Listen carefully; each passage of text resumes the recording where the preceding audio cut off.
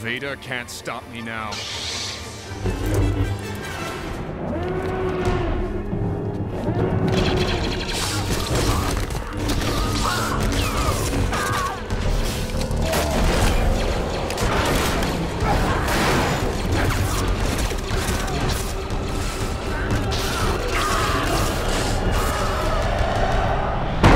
So some people here at Office, not the least yourself, have been telling me that you're a bit of a Star Wars fan.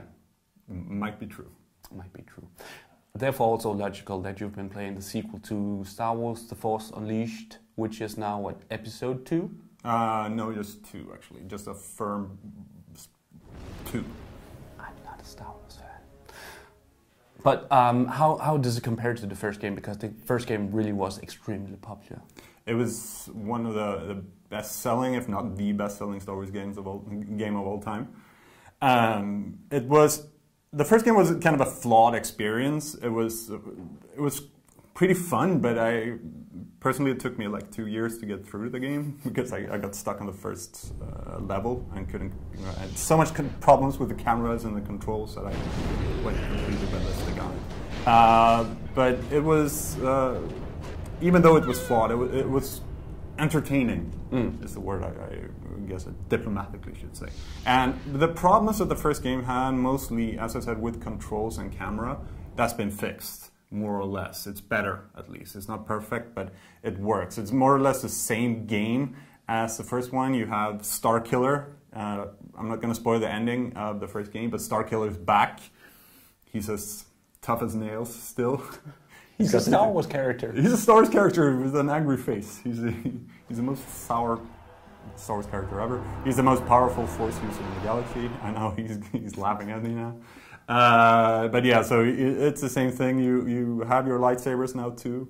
You run around, cut up stormtroopers, throw them around with the Force, crush AT-STs with the Force, etc., etc. So the Force is unleashed. The LucasArts had they said it with the tagline is kicking ass with the Force, and that's what they're still doing. And so the core gameplay mechanic of bouncing around and cutting people up, that's been improved, absolutely. Okay.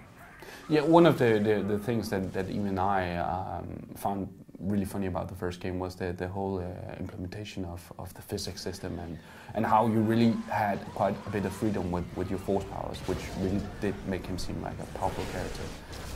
That's not to say that everything has improved though.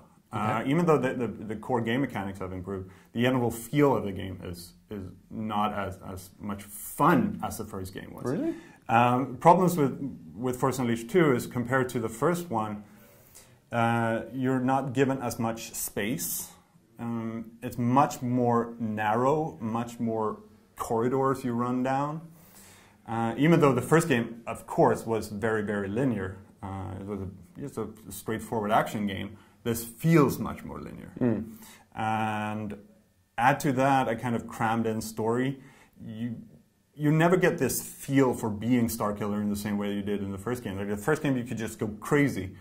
And even though you have some new powers to toy around with, there's not that many different enemies to fight.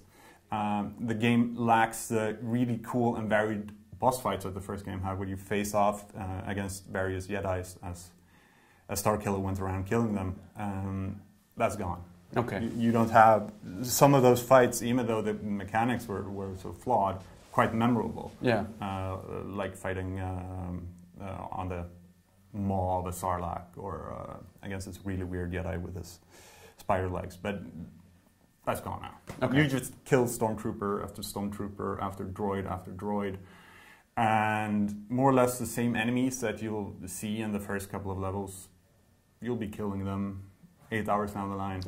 So that's kind of, it's very, very repetitive. And the first game was that as well, but not to this degree. At least you could pretend it was different when you ended up. So even with these gameplay flaws, how is the story of the sequel? Because of course for most Star Wars fans, the whole story arc of Star Wars is the most important thing. Actually, that was why I finally finished the first game, was because I wanted to know more about the story. And sadly, the story is not given very much room here. Okay. not much actually happens from the start to finish. Of course, there are some mysteries that might set you up for Force Unleashed 3,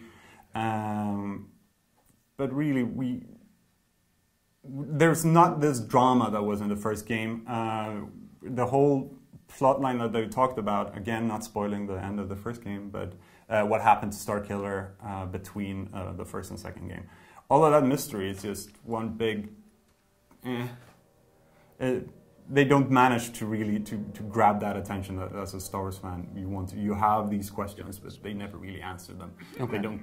It just feels crammed in there together with the gameplay, and also just a small for other Star Wars lore fans. There's a couple of oddities going on there, which has a couple of eyebrows. At least my eyebrows shooting up, because there's a lot of weird stuff going on as well. Okay. When there's finally a story. But sadly, not as much as the first game and not as good as the first game. You have served your purpose well, my apprentice. But I have no further use for you.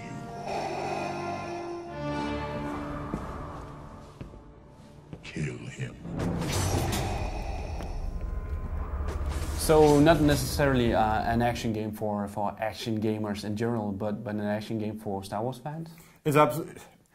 If you don't have an interest in Star Wars, and if you don't have an interest in the Star Wars lore, and if you don't care about Starkiller as a character, or the era that he's in, no, just skip Force Unleashed 2. If you really want to go batshit crazy with the Force, go for the first game if you haven't already played that. The game has, as I said, it feels unfinished. It feels like they're finally towards the end of development, they just rushed it out. And it works fine the first couple of levels, but then frame rate drops become such a big issue.